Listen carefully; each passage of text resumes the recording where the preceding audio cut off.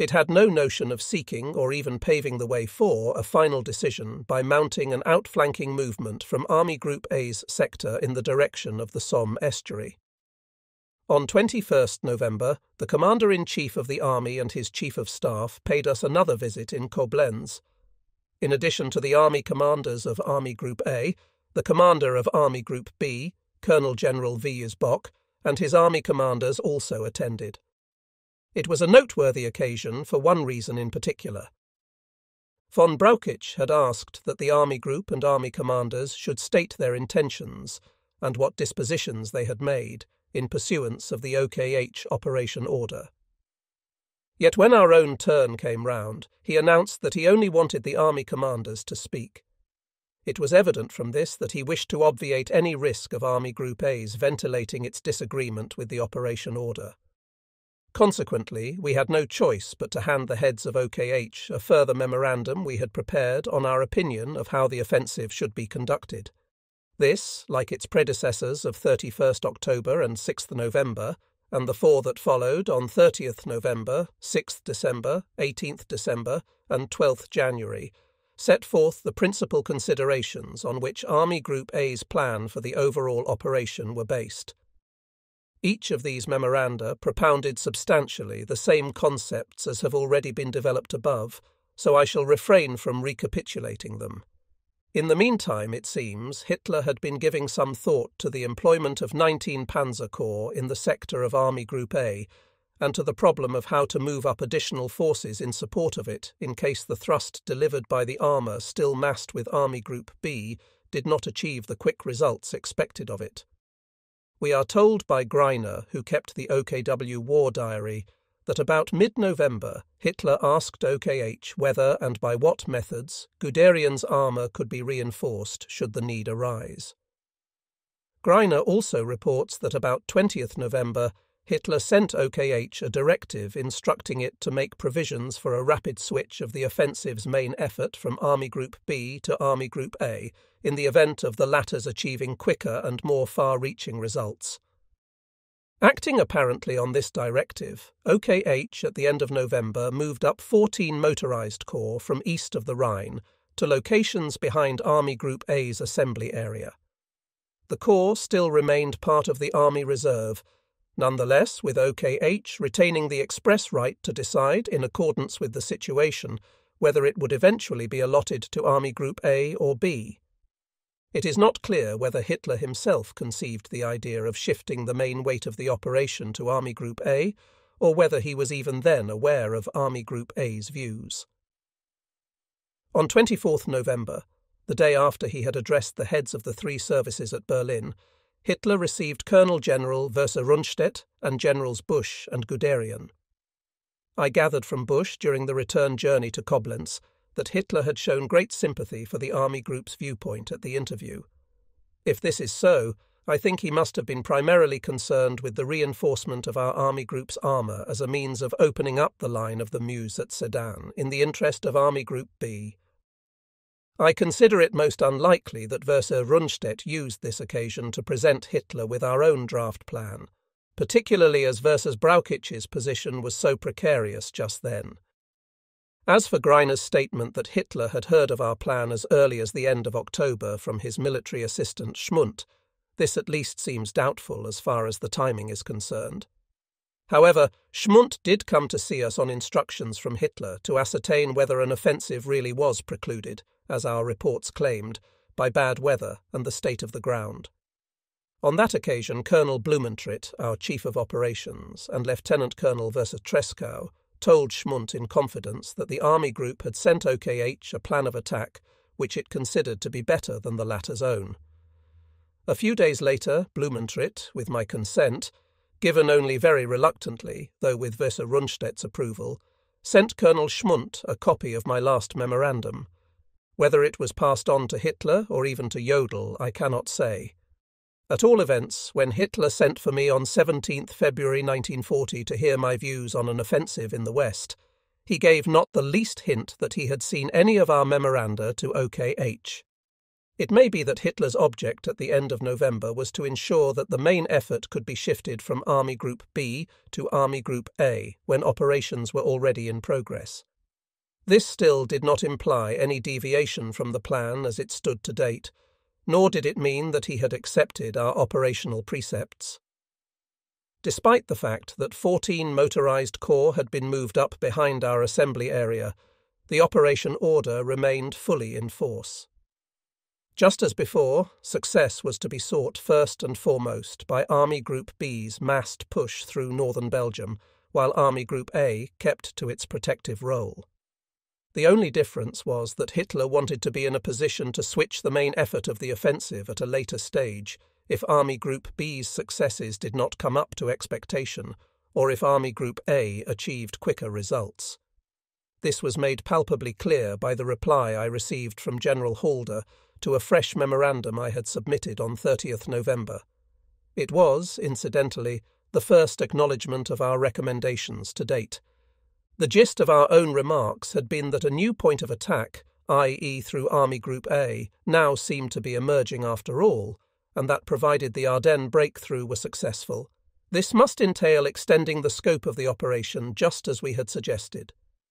While conceding that our views largely coincided with those of OKH, Halder insisted that the latter's orders regarding 19 and 14 Corps did not establish a new focal point for the offensive, but merely provided for the possibility of creating one if the need were to arise.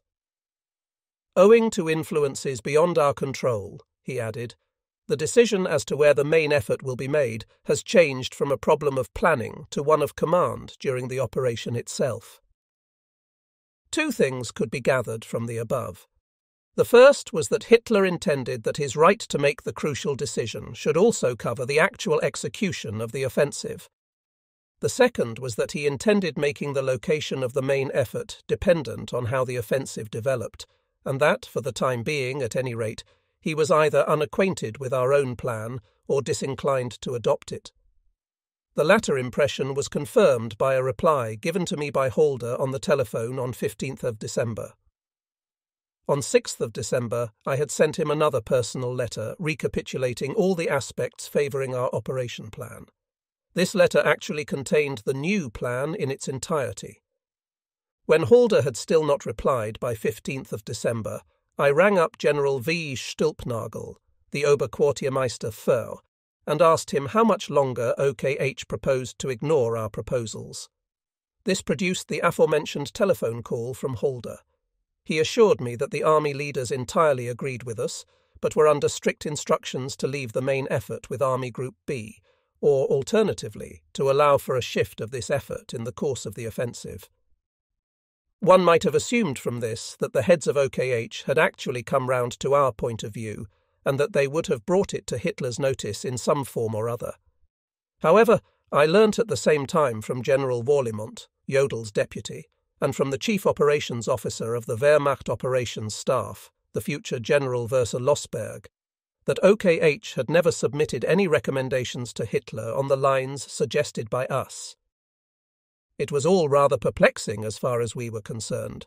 Whether or not OKH was sincere in agreeing with us, the idea of not placing the main effort with Army Group A until after the offensive had started was in any case quite incompatible with the operations we at Army Group had in mind.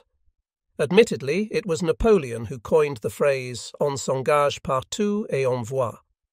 For the French, this has become almost axiomatic, particularly since their Lorraine initiative in 1914 proved such a fiasco. It is also an axiom which the Allied High Command could undoubtedly have adopted in 1940. Since they wished to saddle us with the burden of taking the offensive, they would have been absolutely right to sit back and wait. Their duty lay in evading a test of strength in Belgium in order to deal a counterstroke against the southern flank of our offensive with the most powerful forces they could muster. In our own case, however, there could be no question of waiting to see where and when we should play our trumps, for the operation plan of Army Group A was based on surprise. The enemy could hardly be expecting a strong armoured force to drive through the Ardennes with a whole army in its train. But this drive would attain its objective, the lower Somme, only if any enemy forces thrown into southern Belgium were successfully overrun.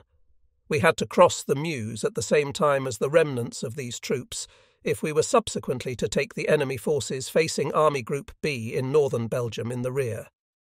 Similarly, any attempt to smash the deployment of strong enemy reserves on our southern flank, between the Meuse and Oise, for example, before it could be completed, thereby creating a favourable jumping-off position for the second act, the destruction of the remaining enemy forces, could succeed only if we had enough forces down there to retain the initiative. To wait and see which way the cat jumped before deciding where to place one's main effort was tantamount to abandoning the chance of annihilating the enemy forces in northern Belgium by an outflanking movement from the south. At the same time, it would mean allowing the enemy to deploy for that counterblow on our southern flank which constituted his own chance of victory. It was a chance, albeit, of which the enemy high command never availed itself. As for the idea of waiting for adequate forces to be allocated to Army Group A and making the decision to deliver the main thrust there dependent on whether we managed to achieve surprise with inadequate forces, all one can do is to quote Moltke's dictum that an error in the first stages of deployment can never be made good. In short, one could not wait to see how our offensive developed, whether the massed drive of Army Group B would smash the enemy in Belgium or whether a lone 19 Panzer Corps would get through to Sedan. If Army Group A's plan were to be adopted, we must be given adequate armour and 3 armies from the outset, even if the Third Army could not be phased in until room for it had been found in the course of the advance. That was why, in my memorandum of 6th December, I had called for not 2 armies of 22 infantry divisions and only 1 Panzer Corps, but 3 armies of 40 divisions and 2 mobile corps. Incidentally, this was the actual number we secured after Hitler had intervened and our plan had been accepted. And so we had to go on with the struggle. Our prime concern from now on was to ensure that from the very first stage of the operation, not only 19 Panzer Corps, but also 14 motorised corps were utilised for the thrust through the Ardennes, across the Meuse at Sedan, and on towards the lower Somme. Furthermore, it was essential that the Third Army we had requested should be available from the outset to take offensive action against any enemy deployment on our southern flank west of the Meuse. If we could get these 2 demands accepted, even if OKH still would not accept our views as a whole, the offensive was bound to be guided into channels conducive to the conclusive victory for which we strove.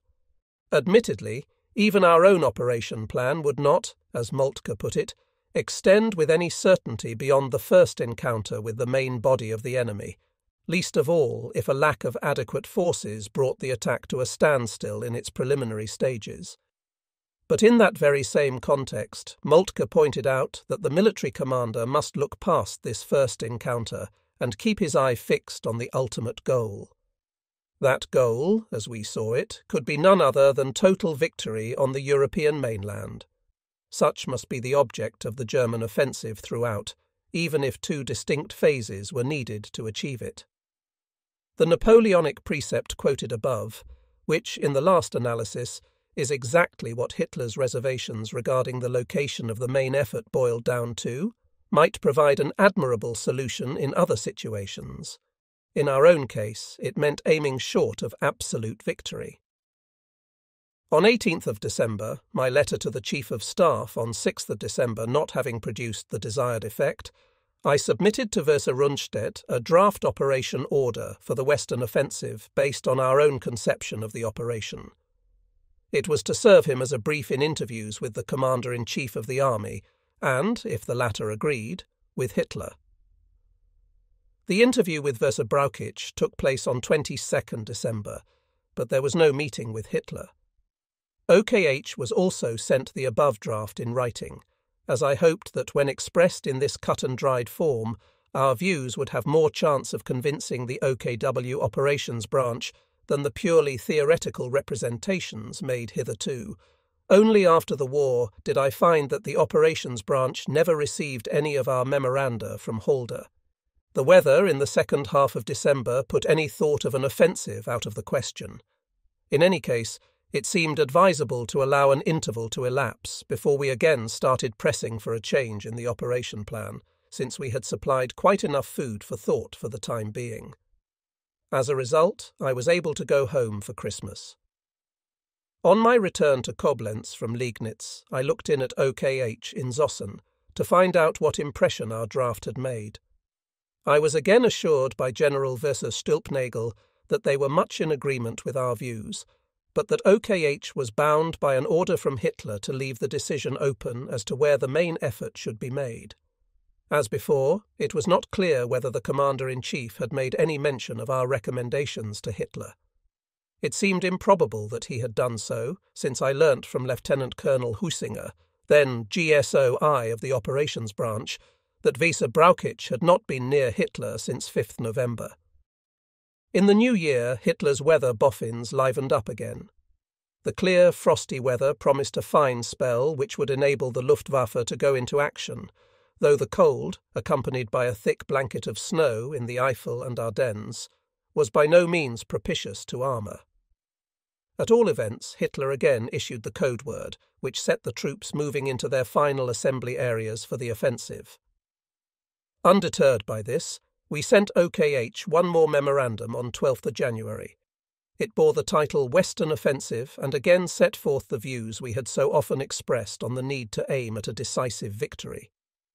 Although there could be no question of changing the operation order at that particular juncture, we felt that once the actual operation had started, our views would still have to be taken into consideration.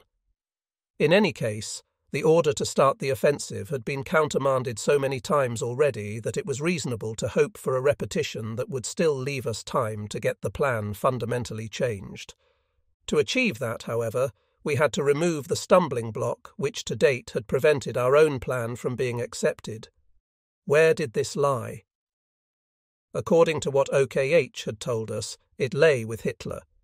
OKH had repeatedly emphasized that, though largely in agreement with our views, it was under orders from Hitler not to fix the focal point of the attack until the operations were underway.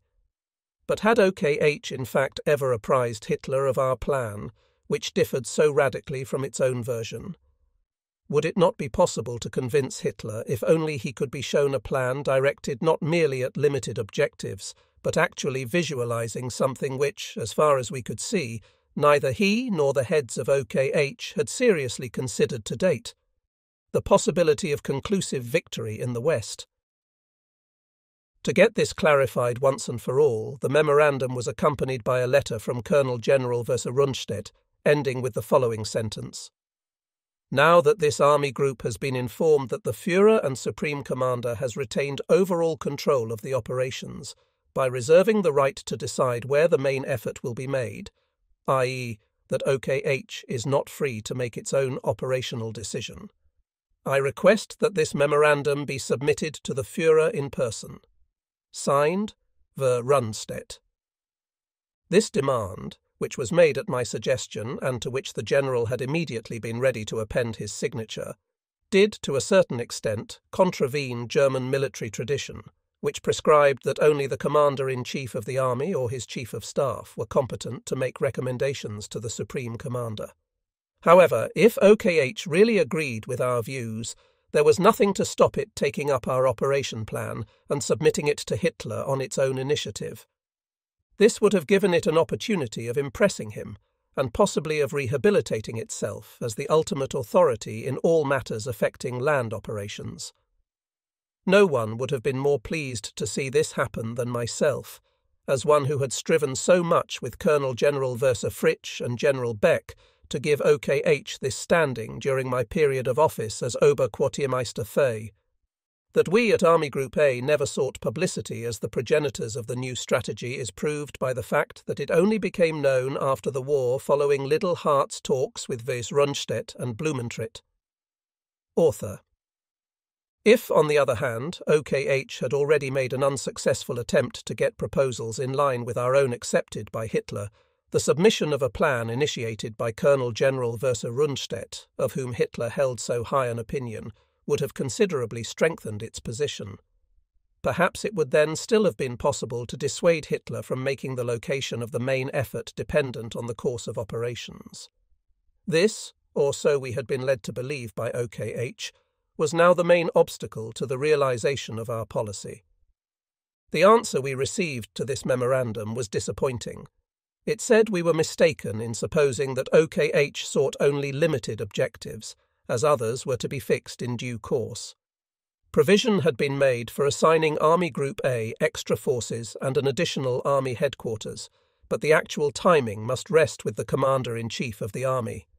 There was, we were told, no occasion to show Hitler our memorandum, with which the Commander-in-Chief was substantially in agreement. This assurance of the Commander-in-Chief's agreement could still not close our eyes to his unwillingness to advocate to Hitler the fundamental changes which we recommended in the operation plan. On the contrary, the operation order remained in force in its previous form. The outcome of the battle in Belgium was still to be sought by the frontal push of Army Group B, where the main effort would continue to be concentrated for at least the first phase of the offensive. Army Group A remained responsible for protecting this operation. Nothing was done about broadening its task to include a drive towards the lower Somme and round the back of the enemy forces being tackled frontally by Army Group B in northern Belgium. Any eventual shift in the main weight of the German offensive remained dependent on the progress of operations. Army Group A was not given the armour which, according to our own scheme of operations, must be under command from the outset if there were to be any hope of achieving surprise in southern Belgium and driving round behind the enemy in the direction of the Somme estuary. Neither was the Army Group to enjoy the security of having an additional army, necessary though this would be for any offensive action to cover our thrust against the anticipated enemy counterblow. In other words, we were sticking to that irreparable error in the first stages of deployment. Those responsible did not want to commit themselves to an operation which General Jodl described in February 1940 as a roundabout road on which the god of war might catch us. Quite unconsciously, the German and Allied high commands had agreed that it was safer to attack each other head-on in northern Belgium than to become involved in a venturesome operation. On the German side, by accepting the plan of Army Group A. On the Allied side, by avoiding a conclusive battle in Belgium in order to deal a punishing blow to the southern flank of the German offensive. Meanwhile, something had occurred which many people have since held to be the decisive factor responsible for the fundamental changes which were later made to the operation plan to bring it into line with the recommendations of Army Group A. The GSOI of 7 Airborne Division had made an accidental landing on Belgian territory, as a result of which at least part of 1st Air Fleet's operation order fell into Belgian hands. One had to assume that the Western powers would learn, through Belgium, of the operation plan existing to date. In point of fact, this misfortune did not lead to any alteration of the operation plan, though it may well have increased the readiness of Hitler and OKH to entertain our Army Group's proposals later on. As it was, a Commander-in-Chief's conference in Bad Godesberg on 25th of January of the generals commanding Army Groups A and B and their subordinate armies revealed no change in OKH's basic attitude. Though the meeting took place some considerable time after the mishap in question, the tasks of the Army Groups and armies remained the same as before. Army Group B's role was now merely expanded to allow for its 18th Army to occupy the whole of Holland, and not, as had previously been intended, only those parts of the country lying outside the so-called Fortress of Holland. As far as Army Group A was concerned, everything remained as before. Though we were able to get 2nd Army HQ brought into our area, it remained, like 14 motorized corps, at the disposal of OKH. Despite my having pointed out, on my commander's instructions, that sending 19 Panzer Corps through the Ardennes on its own would not bring us success at Sedan, now that the enemy had assembled considerable forces, 2nd French Army, on the Meuse, V. Brauchitsch still refused to place it under our command. This showed that the Supreme Command was just as determined as ever not to shift the main effort until it became clear what course the operations were taking. It also proved that the loss of the operation order to the Belgians had done nothing to change the minds of those at the top. Nevertheless, Army Group HQ followed up these representations to OKH on 25th of January by a further memorandum 5 days later based on enemy intelligence we had received in the meantime. We pointed out that strong French forces, particularly mechanized units, could henceforth be expected to be thrown into southern Belgium. In these circumstances, there was no point in hoping that 19 Panzer Corps would alone be strong enough either to overcome this enemy grouping or to force a crossing of the river. Our view was corroborated by a sand table exercise in Koblenz on 7th February, at which we ran through the advance of 19 Panzer Corps and the two armies of our army group. It was only too plain from this how problematical the use of 19 Panzer Corps in isolation was going to be. I had the impression that General Hyder, who attended the exercise as an observer, was at last beginning to realize the validity of our standpoint. Meanwhile, my own fate had taken a sudden turn. On 27th of January, I was notified that I had been appointed Commanding General of 38 Corps, the headquarters of which was about to be set up back at home. I learnt from Colonel General Verser Rundstedt that he had already been informed of this in confidence by the Commander-in-Chief at the conference on 25th of January. The reason given was that I could no longer be passed over in any new corps appointments, as General Reinhardt, who was my junior, was also being given a corps. Though there was little or nothing about the move to distinguish it from the normal process of promotion, it still seemed strange to switch the Chief of Staff of an army group just when a big offensive was impending. There were, after all, other ways of solving the rank problem which supplied the pretext for this change. It can hardly be doubted, therefore, that my replacement was due to a desire on the part of OKH to be rid of an importunate nuisance who had ventured to put up an operation plan at variance with its own. At the close of the above-mentioned sand table exercise, which I had helped to run, Via Rundstedt thanked me in front of everyone present for all I had done as his Chief of Staff. His choice of words on this occasion reflected all the kindness and chivalry of that great commander. It was a further source of satisfaction to me that the two army commanders of our army group, Generals Busch and List, as well as General Guderian, not only deplored my removal, but were genuinely dismayed by it. On 9th February, I left Koblenz for Liegnitz. My trusty colleagues, Colonel Blumentritt and Lieutenant Colonel Versus Tresckow, however, had no intention of throwing up the sponge and treating my departure as the end of the struggle for our operation plan. It was Tresckow, I imagine, who induced his friend Schmundt, Hitler's military assistant, to fix an opportunity for me to talk to Hitler personally about the way we thought the offensive in the West should be conducted. Be that as it may, on 17th of February, I was summoned to Berlin to report to Hitler with the other newly appointed corps commanders. Our interview was followed by a luncheon, at which Hitler, as usual, did most of the talking. He showed an amazing knowledge of technical innovations in the enemy states as well as at home, and the reports of a British destroyer's raid on the Altmark inside Norwegian territorial waters prompted him to dwell at length on the inability of small states to maintain their neutrality. As we were taking our leave at the end of the meal, Hitler told me to come to his study, where he invited me to outline my views on the handling of the Western offensive.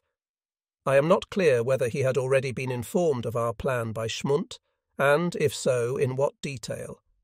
In any case, I found him surprisingly quick to grasp the points which our army group had been advocating for many months past, and he entirely agreed with what I had to say.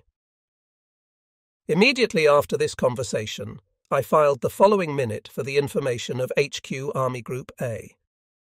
When reporting to the Führer as Commanding General of 38 Corps on 17th of February 1940, the former Chief of Staff of Army Group A had an opportunity to present the Army Group's viewpoint on the conduct of the operation in the West. The substance of his statements was as follows. The aim of the offensive must be to achieve decisive results on land. The political and military stakes are too high for the limited objectives defined in the present operation order, i.e. defeat of the largest possible elements of the enemy in Belgium and occupation of parts of the Channel coast. Final victory on land must be the goal. The operations must therefore be directed towards winning a final decision in France and destroying France's resistance. This, contrary to what is laid down in the operation order, requires that the main point of effort be placed unequivocally on the southern wing from the start, i.e. with Army Group A. It cannot remain with Army Group B, nor can it be left open. Under present arrangements, the best one can do is to attack the Anglo-French forces frontally as they advance into Belgium and to throw them back to the Somme, whereupon the operation may conceivably come to a standstill. If the main effort is transferred to Army Group A in the south, the task of which is to drive through southern Belgium and over the Meuse in the direction of the lower Somme, the strong enemy forces expected in northern Belgium must, if thrown back by Army Group B in frontal attack, be cut off and destroyed. This will be possible only if Army Group A drives swiftly through to the lower Somme. That must be the first phase of the campaign. The second will be the envelopment of the whole French army with a powerful right hook. To fulfill this task, Army Group A must consist of 3 armies. Another army must therefore be inserted on its northern flank. The northernmost army of the Army Group, 2nd, has the task of driving across the Meuse to the lower Somme to intercept the enemy forces retreating before Army Group B. To the south of it, another army, 12th, must advance over the Meuse on both sides of Sedan and then swing southwest in order to smash by attack any French attempt to deploy in strength for a counter-attack west of the Meuse. On the Third Army, 16th, will devolve the initially defensive task of covering the southern flank of the operation between the Meuse and Moselle. It is essential that the Luftwaffe smash the French troop concentrations at an early date, because if the French do attempt anything, it will be to carry out a large-scale counterattack west or on both sides of the Meuse, possibly extending as far as the Moselle. To send 19 Panzer Corps out on its own to force the Meuse at Sedan is to do things by halves. If the enemy comes to meet us with strong motorized forces in southern Belgium, the Corps will be too weak to crush them quickly and get straight across the line of the Meuse. Conversely, if the enemy confines himself to holding the Meuse with the strong forces he has there at present, the Corps will not be able to cross the river alone. If motorized forces are to lead the advance, at least 2 corps must cross the Meuse simultaneously at Charleville and Sedan, independent of the armour directed against the Meuse at Givet by 4th Army. Thus 14 corps must be put alongside Guderian's corps from the outset. There can be no question of making its use with Army Groups A or B conditional on future developments. The Führer indicated his agreement with the ideas put forward. Shortly afterwards, the new and final operation order was issued. Unfortunately, I no longer had access to this final operation order. I only know that its issue was ordered by Hitler on 20th February. In its essentials, it satisfied the demands for which I had fought so long. It provided for 2 Panzer Corps, the 19th under General Guderian and the 14th under General Wittersheim, to lead the advance across the line of the Meuse between Charleville and Sedan. They were united under the newly created command of a Panzer Group, led by General Kleist. The final allocation of HQ 2nd Army, previously with Army Group B, to Army Group A and the provision of the requisite forces. It would now be possible to insert this army immediately. Space became available between the Army Group boundaries after 16th Army had wheeled south. The placing of 4th Army, previously with Army Group B, under command of Army Group A, to give the latter the necessary manoeuvrability in its advance towards the lower Somme. Army Group A had consistently called for at least the southernmost corps of this army in order to extend the boundaries of its own advance.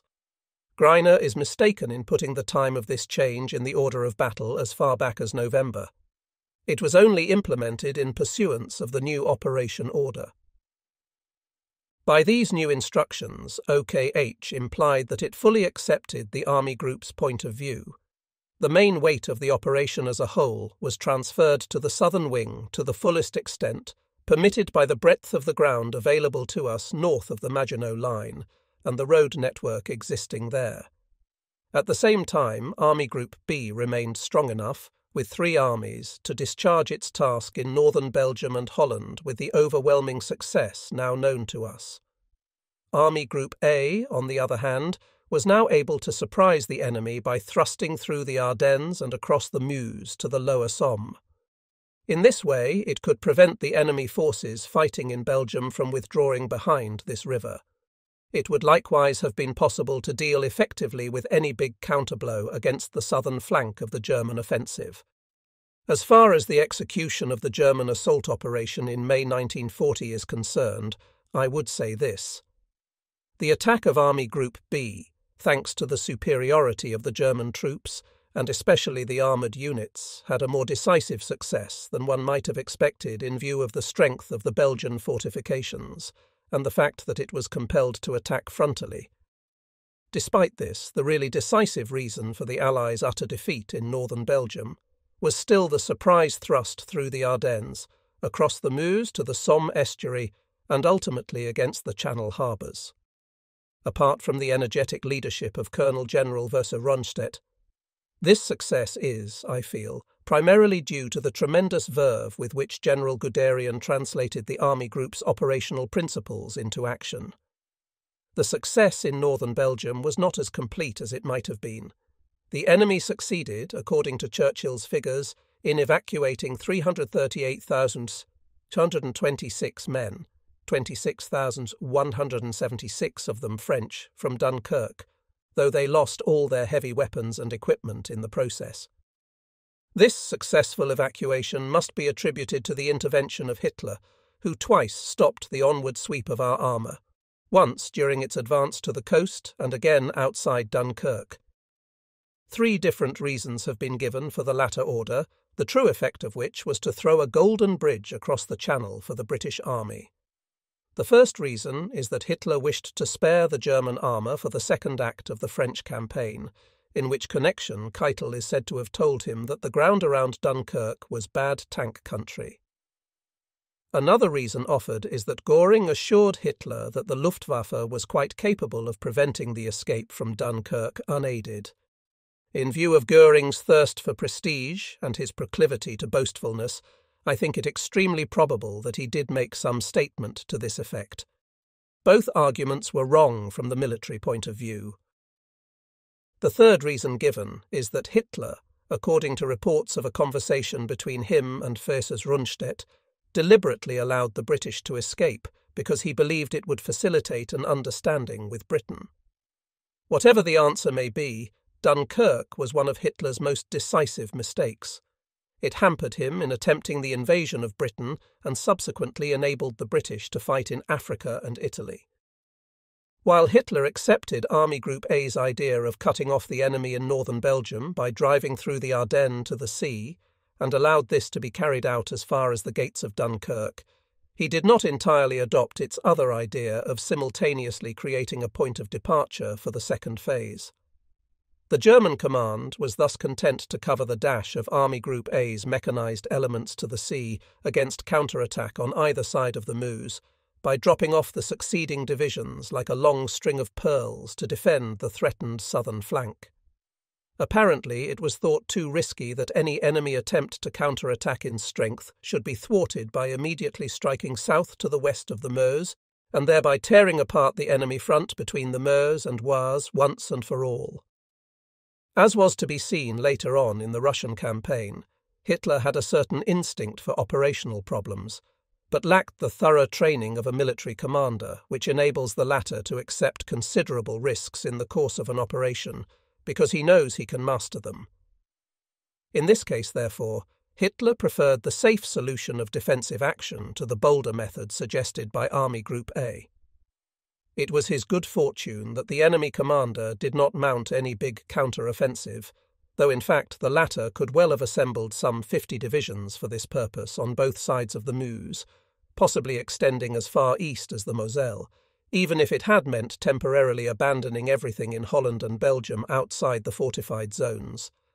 And so, after the first act of the German offensive had been completed, both opponents again found themselves facing each other on a continuous front running along the Maginot Line to Carignan and thence along the Aisne and Lower Somme.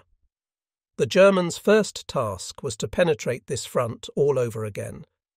That the second phase of the German offensive so soon led to the total capitulation of the enemy is primarily due to his inability, after his losses in northern Belgium, adequately to man the whole of his front from the Swiss frontier to the sea.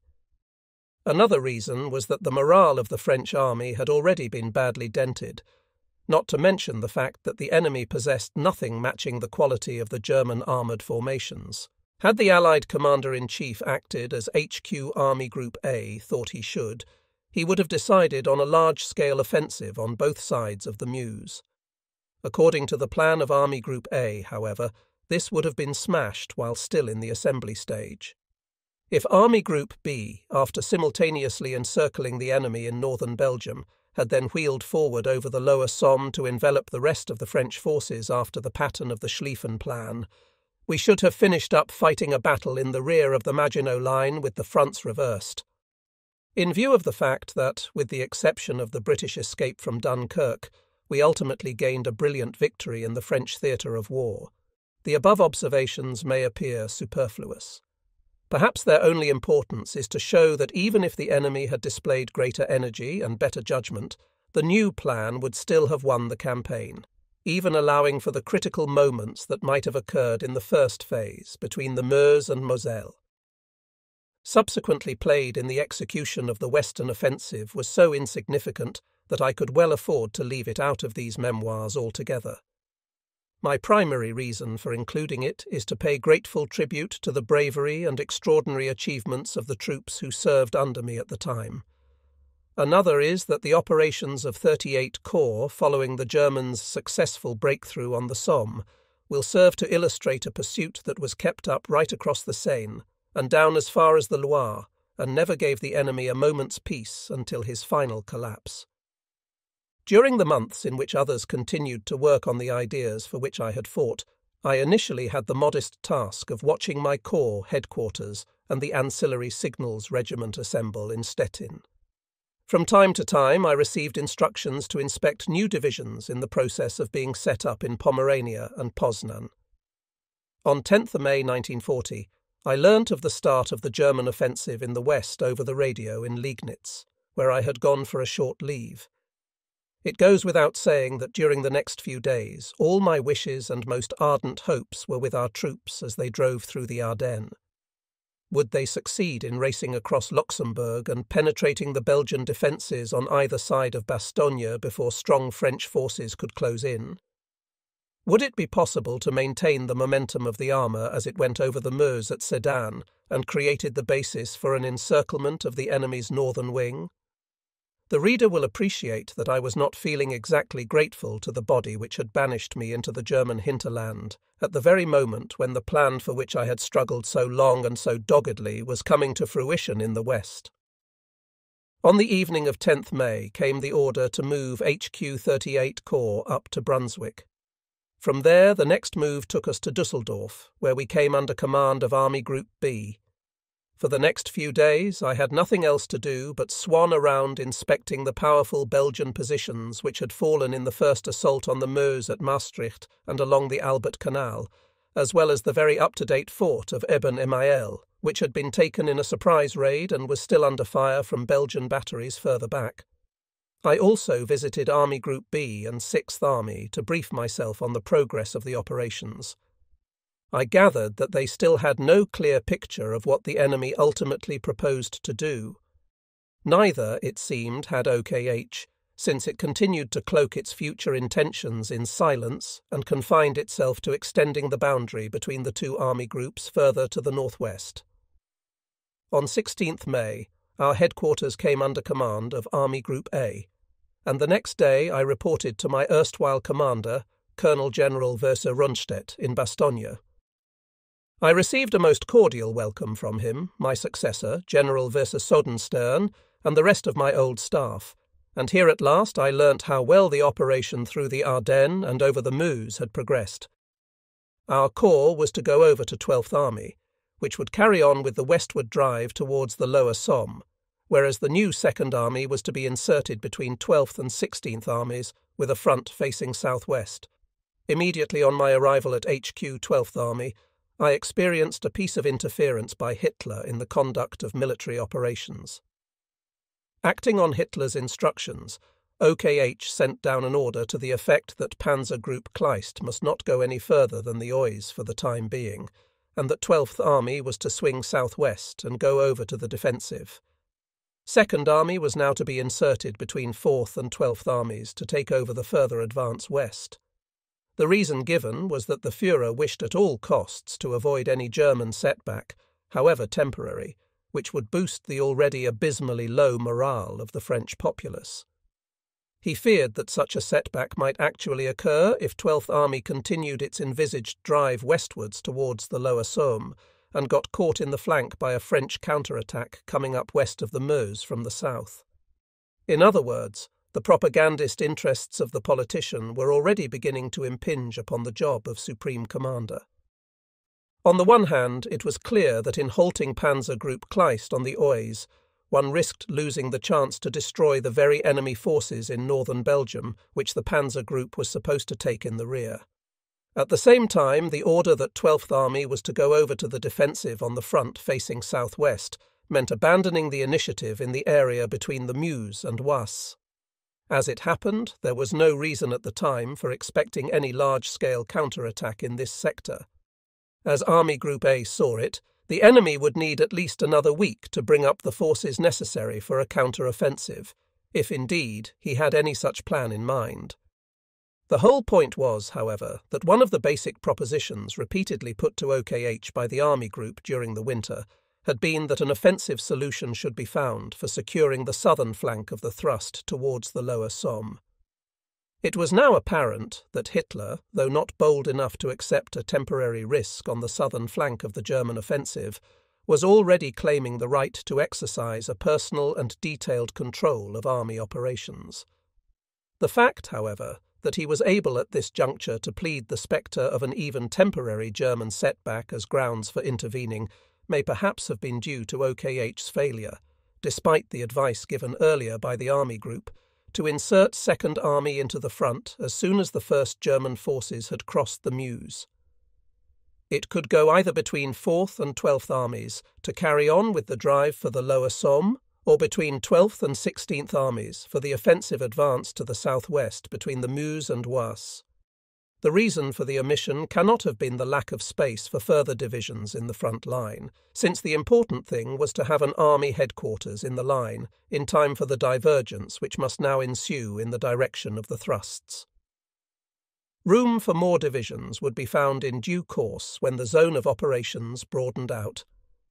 This example only serves to show once again that no operations plan will ever be implemented to the full extent envisaged by its originators, even when no cogent grounds exist for departing from it.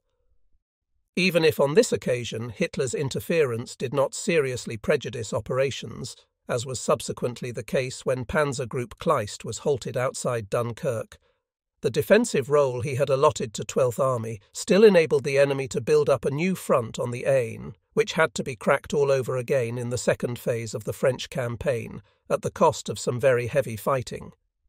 The chance of finally putting an end by offensive action to any coherent French defence in this decisive stretch of front had been needlessly sacrificed. This very point, together with the encirclement of the enemy's northern wing, had been one of the cornerstones of our operational recommendations to OKH in consideration of the inevitable second phase of the German offensive. Meanwhile, our headquarters had been moved as far forward as the picturesque little Luxembourg town of Clerf. At this stage, we ceased to be onlookers and were put in charge of a number of the divisions following in the rear of 2nd Army. It was a somewhat uninspiring task to be given just when the decisive defeat of the enemy's northern wing was at hand. About this time, news reached me that my brother-in-law, Egbert Verslösch, had been posted missing near Brussels as commander of a dive-bomber squadron. Egbert, my wife's youngest brother but one, had lived with us for several years in Dresden and Magdeburg when he was still at school. Always my wife's favourite brother, he had grown as dear to us as a son, and his young wife was now living with us in Lignitz. For weeks to come, she, her mother, and my wife were tormented by worry and uncertainty, as no information was forthcoming on the fate of Egbert's aircraft and crew. The only thing known with any reasonable certainty was that they had crashed as Egbert's squadron was going into the attack. Not until after the French campaign was I able to have a proper investigation made, and after a long search, the wreckage of the aircraft was located in the vicinity of Brussels. Inquiries with the inhabitants of a nearby village revealed that the aircraft had received a direct hit from an AA shell just as it went into its dive. 2 members of the crew had managed to bail out, but both had been shot dead by Belgian troops, one while he was still floating down and the other after he had safely landed. My brother-in-law and the other man had died in the aircraft. On 25th May, my headquarters received orders to relieve HQ 14 Panzer Corps, which General Veerskleist had left behind with 9 Panzer and 2 motorized division to secure his rear on the lower Somme in the Abbeville-Amiens sector. We took over on 27th May. At this stage, there was still no firm front on the lower Somme. 14 Panzer Corps' 2 motorized division, which was to be relieved by 57 Infantry Division, was holding a bridgehead around Abbeville on the left, or southern, bank of the river. 9 Panzer Division had the same task at Amiens. The intervening ground was merely being kept under surveillance. So far the enemy, too, had been unable to bring up sufficient forces to form a new front along the lower Somme. Our Amiens bridgehead was apparently faced by a French colonial division and some British forces, and the Abbeville bridgehead by a British division. Our job was to hold both bridgeheads. Initially, 9 Panzer Division and the 2 motorized division due to be relieved at Abbeville were to remain north of the Somme as mobile reserves. Shortly afterward, however, they were quite rightly pulled up to the Channel coast to be used in the battle there. General Verser-Wietersheim, commanding general of 14 Panzer Corps, had told me at the handover that he did not anticipate any large-scale enemy activity. 1 hour after he left, reports came in that both bridgeheads were being violently attacked and that enemy armour had appeared in each place. However, both attacks were beaten off by the afternoon after several heavy French tanks had been knocked out at Amiens and 30 light and medium British ones at Abbeville. Of the latter, a gunner called Bringforth accounted for 9 single-handed. He was the first private soldier I put up for the Knight's Cross. Even so, I regarded these attacks as clear proof that the enemy was either hoping to get a relief force over the Somme to his hard-pressed northern wing, or intending to set up a new front on the lower Somme. This confronted us with the same problem as I mentioned earlier in connection with Hitler's order for 12th Army. Ought we in the same way to remain on the defensive on the lower Somme, or should we try to retain the initiative? The defensive solution, which 14 Panzer Corps had apparently been told to adopt, would unquestionably allow the enemy to build up a strong new defence line along the lower Somme. Indeed, it was problematical whether we should even be able to hold the Amiens and Abbeville bridgeheads once the enemy brought up fresh forces. The 2 mechanized divisions provisionally left in reserve north of the Somme were most unsuitable for any battle for the bridgeheads, since they could neither be plugged into these to strengthen their defences, nor could they be employed in a counter-attack role until the enemy had actually flattened the bridgeheads, wiped out the divisions inside them, and come across the Somme. The conclusion I drew from the above, and several times submitted to General Wyss Klug, the commander of 4th Army, of which we now formed part, was that we should use both mechanized divisions, or else both infantry divisions due to replace them, to carry out a surprise river crossing between the 2 bridgeheads and deliver flanking attacks against the enemy forces assaulting them. What I had in mind was to fight a mobile action to the south, i.e. forward, of the river, until such time as the battle in northern Belgium was over, and the German northern wing could wheel forward across the Somme. Our aim should be to keep this open for it and to prevent the enemy from forming a continuous front. There was no denying, of course, that as long as the Corps fought a lone action south of the river, these tactics might land it in a difficult situation. It was a risk one had to accept if, in the interest of strategic continuity, we were to avoid the far from easy task of attacking a Somme front which the enemy had had time to stabilise and consolidate. Unfortunately, however, the commander of Fourth Army paid no heed to our repeated representations and would not release the second-line divisions, which were, in fact, available for a river crossing. Whether this was a personal decision or due to instructions from OKH, I do not know. As a result, we had no choice but to carry on with the defence in the bridgeheads, while the enemy was left in a position to establish a continuous front along the river in between them. The fact of the matter was that people have normally only heard of defending a river from behind it, or of keeping it open by means of fixed bridgeheads. The possibility of contesting a river line by fighting a mobile action in front of it is not usually mentioned in the textbooks. For the next few days, the enemy kept up his attacks on the two bridgeheads, and for a time the position around Amiens looked troublesome. A tour of the units there convinced me that everything was in order, however. A particularly prominent part in these defensive actions was played by 116 Infantry Regiment, then led by my old comrade from the 3rd Regiment of Foot Guards, the future General Hairline. At Abbeville, on the other hand, things took a critical turn on 29th of May. Here, after a series of strenuous marches, 57 Infantry Division, which had so far no experience of action, had taken over from 2 motorised division. Shortly after its arrival, an enemy attack supported by strong British armour broke into a number of German positions and caused heavy losses not only in killed and wounded, but also, as was later discovered, in prisoners. I myself had driven out to Abbeville just in time to meet a German battalion which, probably through having misunderstood its orders, had evacuated its positions and was now marching back through the town. I turned it straight round again, and in due course the division was master of the situation. As General Verskleug had actually authorised us to pull out of both bridgeheads if need be, he duly rejected a fresh request from us for permission to cross the Somme on both sides of Abbeville and take the enemy attacking there in a pincer. It was evident that the men at the top wished to avoid running the least risk until the battle in northern Belgium were concluded and an orderly deployment could be carried out against the new front now being formed by the enemy. It went without saying that the enemy would also make use of this interval to bring up his own reserves and establish a new front from the end of the Maginot Line in the Carignan area down to the mouth of the Somme.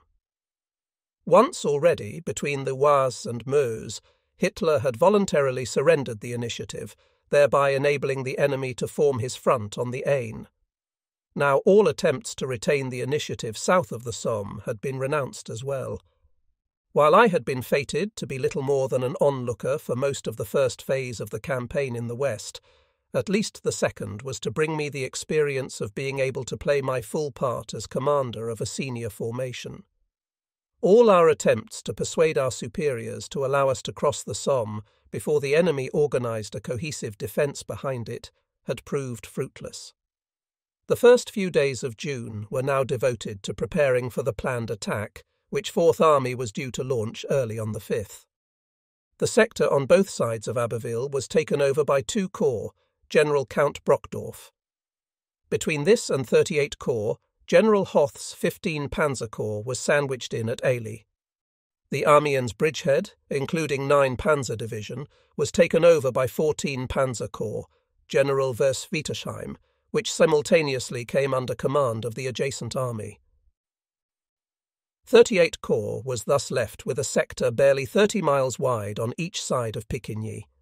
For the first assault it had 2 divisions up, the 46 Sudeten Infantry Division, Major General Versehaas, on the right, and the 27 Swabian Division, Lieutenant General Bergmann, on the left. The 6 Westphalian Division, Major General Vers Biegeleben, was to be held in reserve to begin with, and only committed to complete the breakthrough once the leading divisions had got across the river.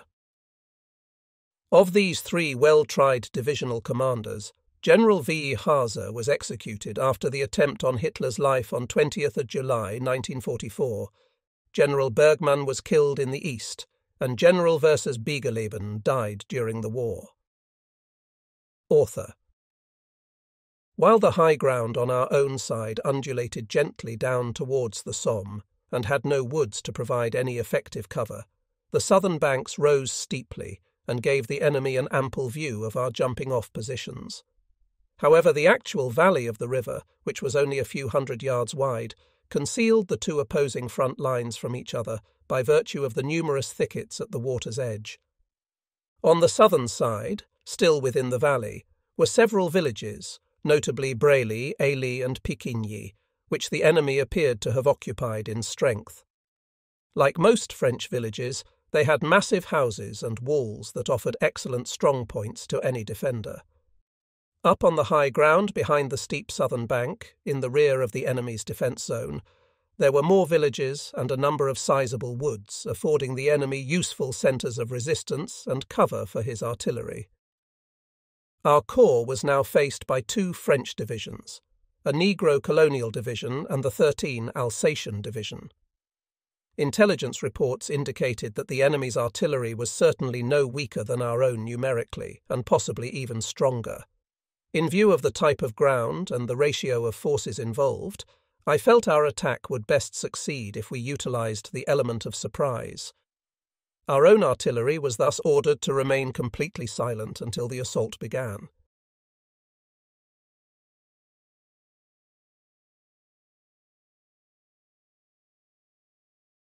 Only then was maximum fire to be put down on the southern bank and the villages down in the valley in order to eliminate all opposition to the actual river crossing.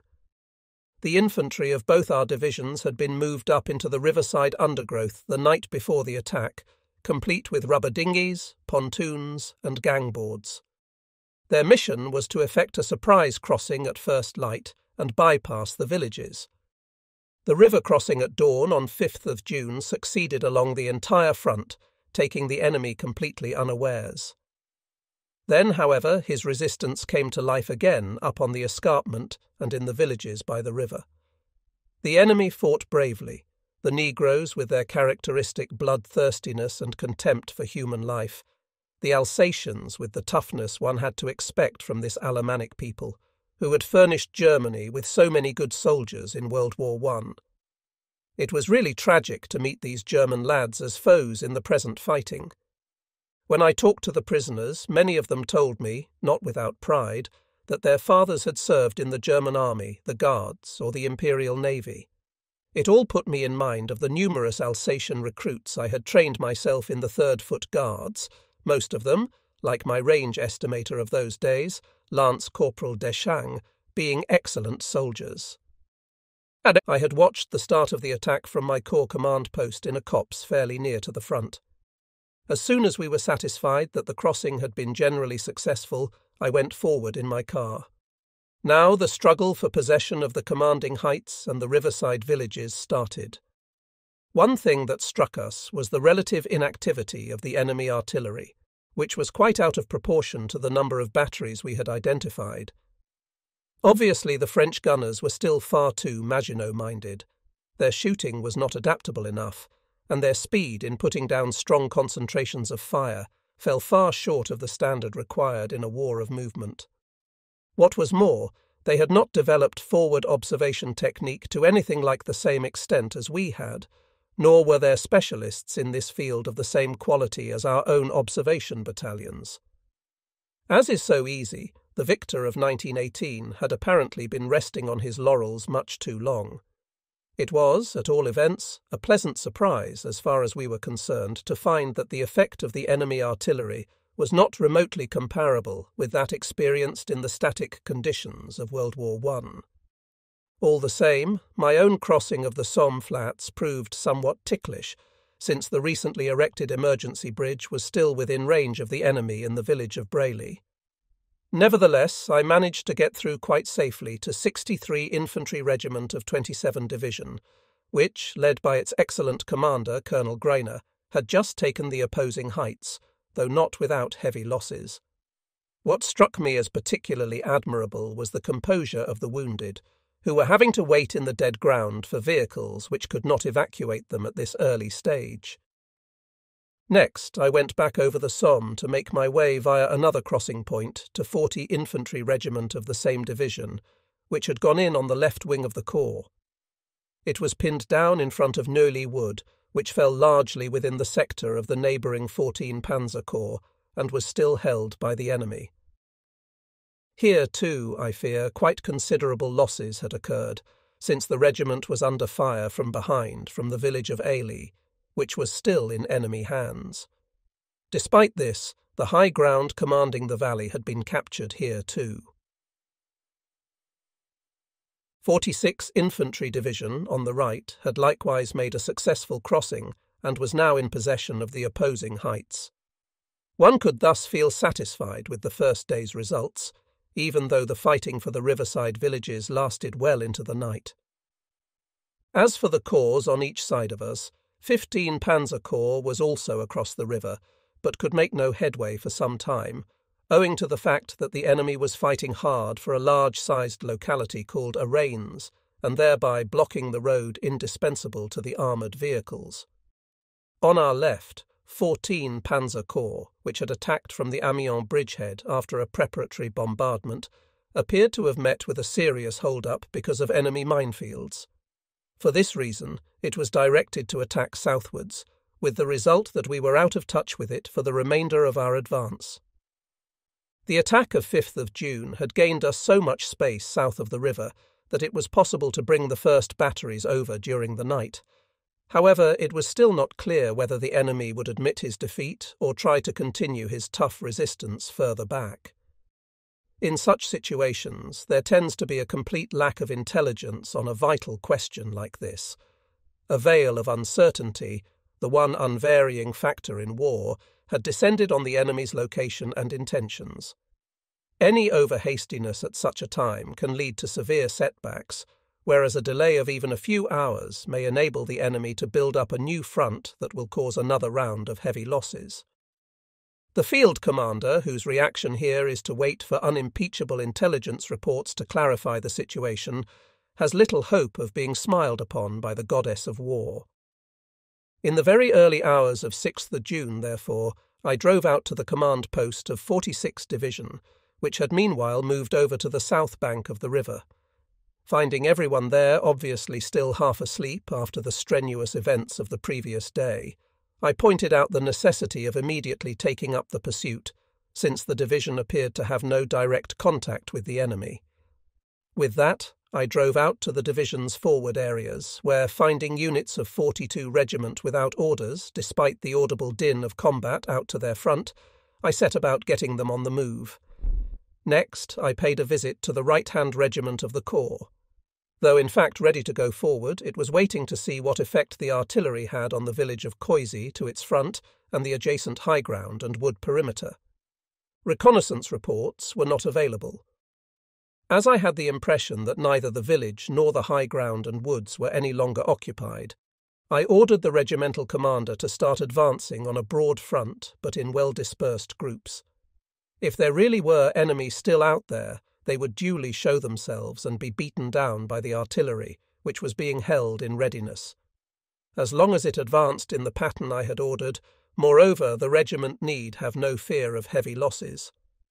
Since the commander evidently harboured strong doubts about my appreciation of the situation, I went on ahead in my Kübelwagen, a wartime variant of the Volkswagen and the German equivalent of the Jeep, Tra. At the entry to Coisy we found the way barred by a barricade, but it was unmanned. From inside the village occasional shots could be heard, evidently fired by stragglers. After a brief observation, we drove into the village and found that it had indeed been evacuated, as had the high ground and the forward edge of the nearby woods. With this information in my pocket, I returned to the regiment, which was now ready to advance, and suggested that they make arrangements to do their own reconnoitring in future. Although corps commanders are not meant to do the work of scouting patrols, I felt it necessary in the circumstances to set a drastic example, particularly as the fighting troops did not know me yet, and I was convinced that the effectiveness of a pursuit depended on the initiative of the commanders. I was delighted to see how my ADC, Lieutenant Wiese Schwerdner, and my young driver, Sergeant Nagel, enjoyed this unexpected reconnaissance trip. During the afternoon, I visited 2 regiments of 27 Division, which were engaged in attacking the village of Césamont. Somewhat unintentionally, I found myself in the very front line, talking to a company commander. After briefing me on the situation, he apparently saw no reason why he should not take advantage of the presence of a high-ranking officer, and got me, flat on my belly, to spread out my big situation map and give him a detailed account of the battle as I knew it. Only after I had quenched his thirst for information could I start back for corps, taking with me a wounded man who had likewise shown a burning interest in my account of the situation. Fortunately, the return trip was quite short, my tactical headquarters having meanwhile been moved up into a small wood near the front. On 7th of June 6th Infantry Division, which had already been brought over the river the day before, was committed to battle on the corps' extreme right.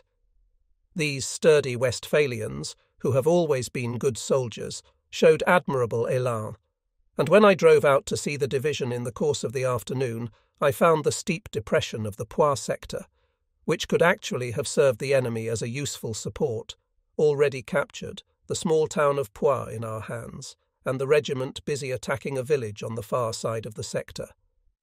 Nonetheless, Poix and the approach road which ran into it were under very uncomfortable fire from long-range artillery. Some light relief was provided when the driver of an ammunition lorry, finding himself halted by the shell fire, chose to dive for cover under that very same vehicle, despite its cargo of shells. That afternoon I was to see a regiment of 46th Division which was pinned down in front of the Poix sector. It, too, managed to cross by evening, after establishing the necessary liaison with the heavy weapons and artillery, which had presumably been lacking in the first instance. 27 Division, which had had to bear the brunt of the fighting, could now be assigned to the second line, for the pursuit was undoubtedly well into its stride. Its place on the left flank of the corps was to be taken by the newly allocated 1 Cavalry Division. 8th of June saw a continuation of the pursuit, with the Westphalians still setting the pace. 46th Division reported a concentration of 100 tanks, against which a dive-bomber attack was ordered. Unfortunately, nothing came of an order to the division to take advantage of this opportunity to seize the tanks. They vanished, although swift action would probably have produced the desired result. The course of the fighting on 7th and 8th June left Corps HQ with the impression that our hard-hit opponent was no longer able to offer anything more than localized and temporary resistance in the open field. It could be assumed that he would try to get what forces he still possessed safely back behind the lower reaches of the Seine. There, with the help of any reserves he might have, he would in all likelihood renew his attempts to fight back. As far as the corps was concerned, therefore, everything depended on our moving in quickly to force our way across the river, before the enemy had the time or opportunity to organize a defence.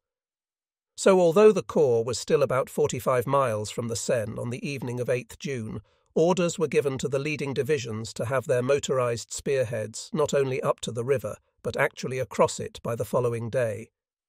The main body of infantry and horse-drawn artillery was to follow at the highest speed they could march, so that they, too, reached the Seine on 9th of June.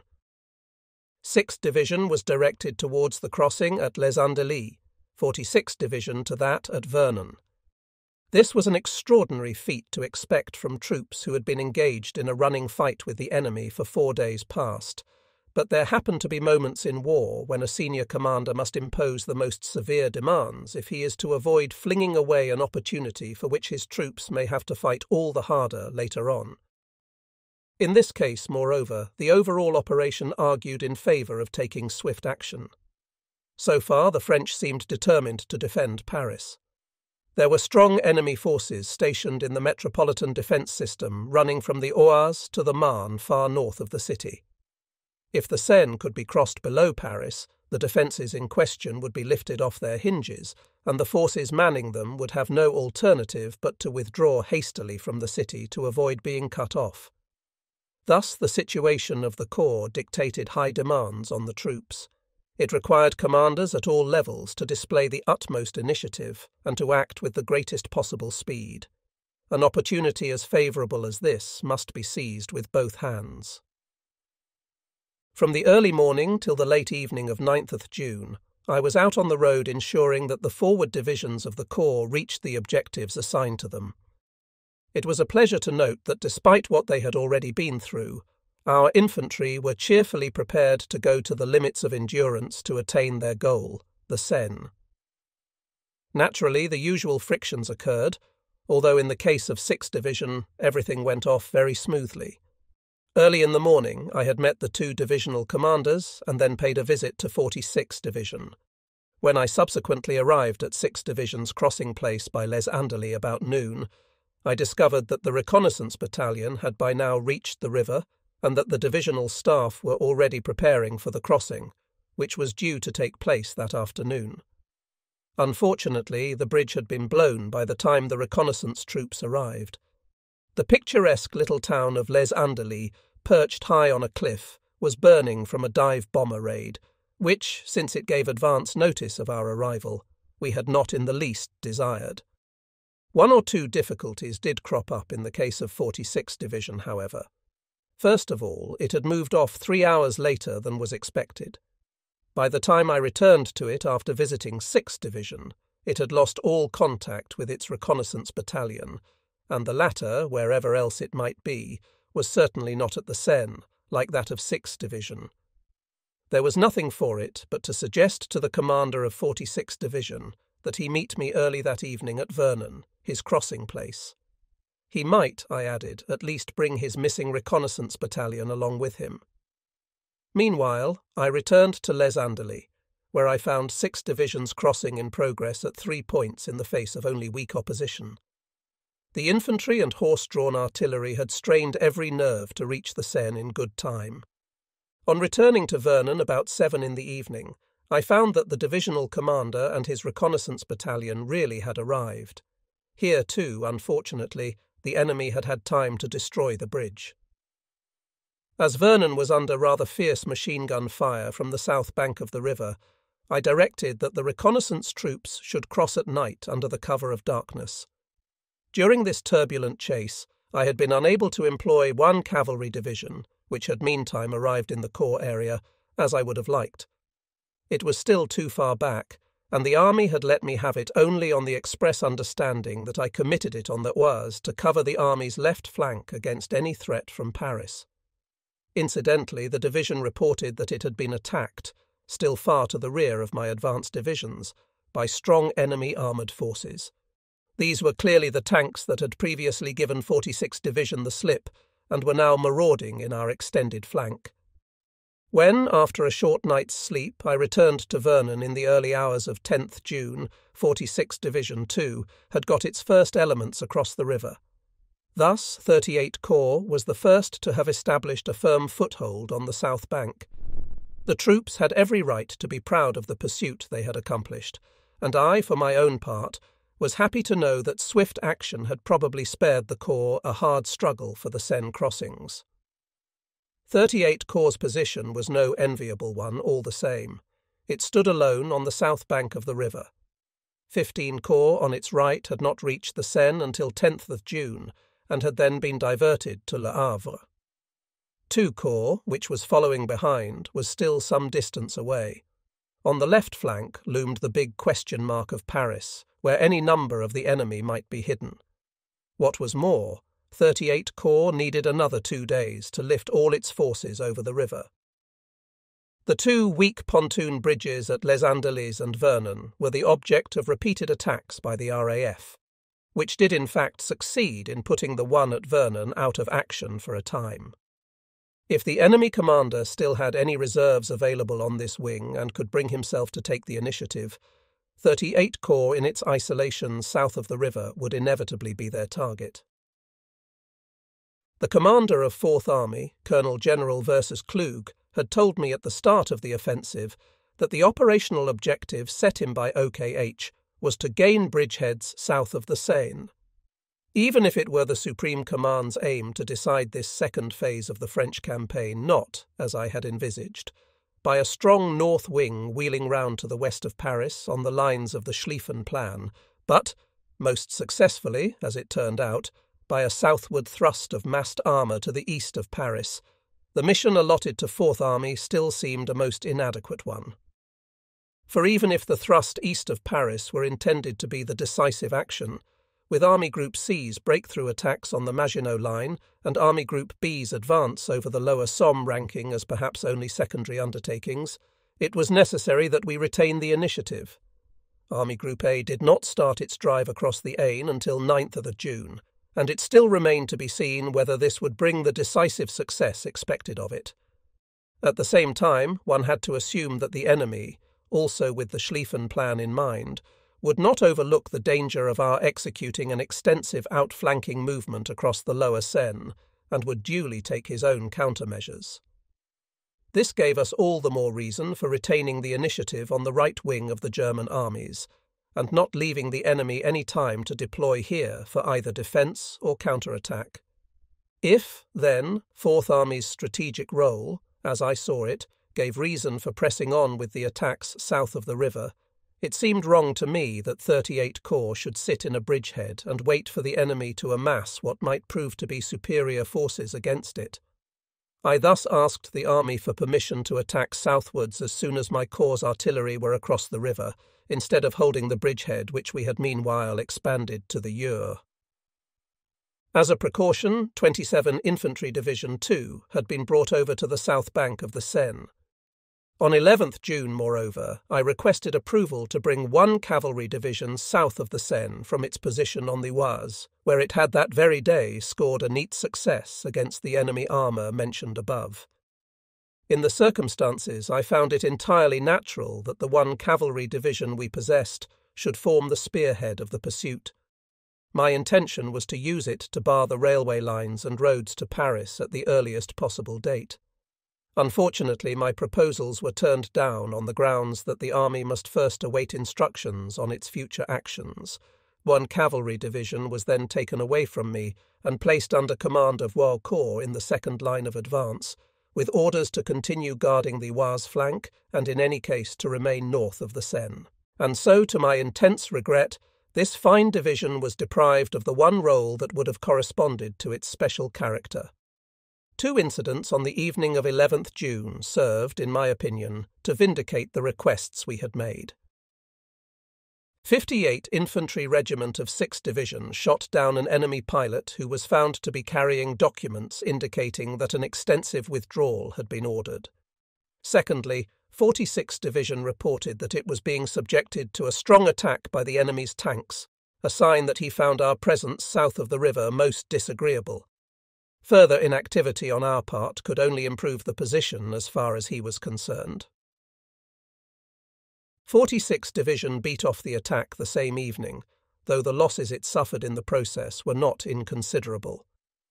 Early next day it reported that the enemy to its front was again preparing to attack. The number of tanks it named was 110, and urgently appealed for help.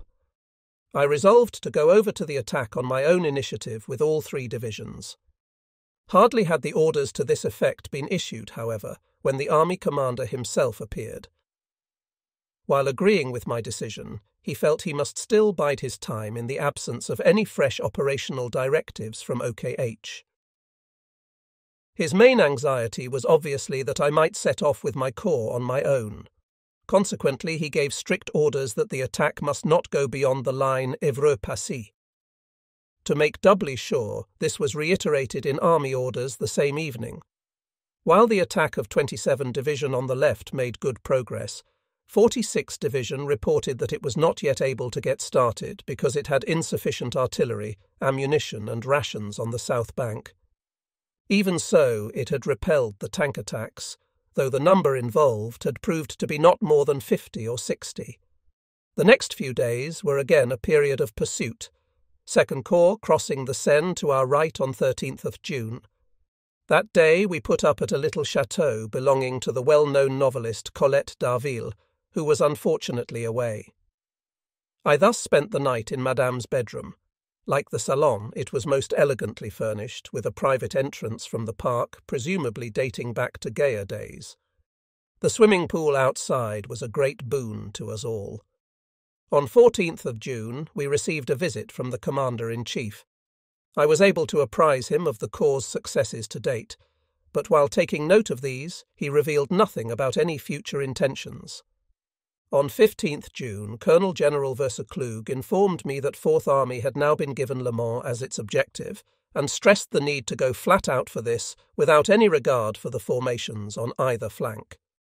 In our case, I feel the advice was unnecessary.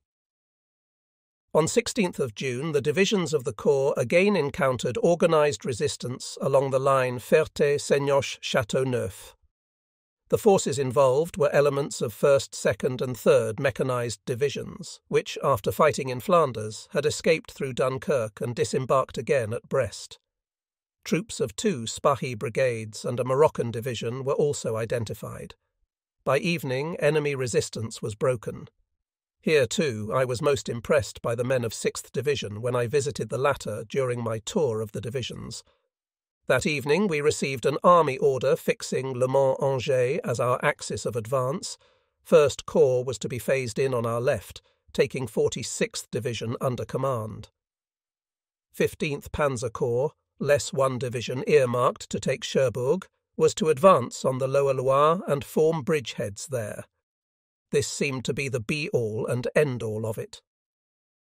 On 17th June, the resignation of Reynaud and the appointment of Marshal Pétain was announced. Was the old man to organise resistance afresh, or did the politicians intend to leave it to this renowned veteran of the First World War to sign a capitulation? An order from the Führer, reaching us on 18th of June, called for a ruthless pursuit of the enemy. Once again, no novelty as far as we were concerned. It also ordered the occupation of the old Reich territories of Toul, Verdun and Nancy, the Creusot works, and the ports of Brest and Cherbourg. We made a forced march, one of our regiments covering almost 50 miles, and a motorised reconnaissance battalion under Colonel Lindemann actually getting to a point west of Le Mans. I spent the night in the medieval castle of Bonnetable. With its moat and drawbridge, its 4 front towers with walls 9 feet thick, and its ceremonial gardens flanked by 2 more towers at the rear, it was, next to the Loire castles I was soon to see, probably the most impressive building of its kind I came across in France. The interior, too, was splendidly furnished, and even some of the domestic staff were still in occupation.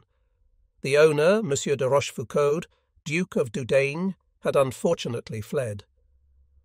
On 19th June, I drove 30 miles out to Lindemann's reconnaissance battalion without seeing a single German soldier. At Le Mans, where my grandfather had made a victorious entry 70 years before, I went over the magnificent cathedral. En route we met bodies of unarmed French troops marching east and a whole artillery regiment which had surrendered to Lindemann, with its full complement of guns and vehicles. The enemy was obviously disintegrating. Despite this, I found Lindemann's battalion held up on the Mayenne sector at Lyon d'Angers. Tanks had been spotted on the far bank, and machine guns had the bridge under fire. Lindemann was making vain efforts to drive off the enemy with the only artillery he had, a 10 cm motorised battery. On going down to the most forward position by the river, some distance from the bridge, I discovered that except around the bridge itself, the enemy was obviously not present in any great strength, if indeed he were there at all. Spotting a squadron commander who was apparently waiting on the bank to see whether the enemy would now give up the bridge voluntarily, I advised him to swim across further downstream. If he wished, I added, I should be glad to go with him. The offer worked. Shortly afterwards, the entire squadron, naked as God made them, plunged into the river and reached the far bank unscathed. The bridge was ours, though by now, I fear, a number of German dead lay around the approach to it from our side. I stayed with the reconnaissance troops till they had resumed their advance on the far side of the river, and then returned to my corps command post. In view of the fact that this reconnaissance force had been held up on the Mayenne for 8 hours by only a few enemy tanks and machine guns, I sent my senior aide, Lieutenant Graf, straight back to Lindemann with strict orders to cross the Loire that very night. Sure enough, Graf found the troops just about to settle down to rest, on our own side of the river.